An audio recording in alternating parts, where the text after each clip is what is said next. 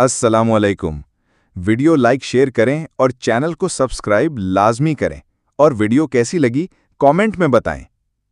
हज़रत गाजी अब्बास अलमदार अलैहिस्सलाम, जिन्हें अबुल फजल अब्बास अलैहिस्सलाम भी कहा जाता है, इमाम अली अलैहिस्सलाम और हज़रत फ़ातिमा कुलाबिया अलैहिस्सलाम यानी उम्मुल बनीन के बेटे थे।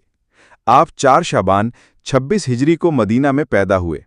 आप निहायत बहादुर, वफादार, नेक सीरत और अलमदार वफ़ा कहलाए। हज़रत अब्बास ने इमाम हुसैन अलैहिस्सलाम के साथ करबला के मैदान में दुश्मनाने इस्लाम का मुकाबला किया। आप इल्म वफ़ा के अमीन थे और इमाम हुसैन अलैहिस्सलाम के सबसे वफादार भाई और अलमदार थे।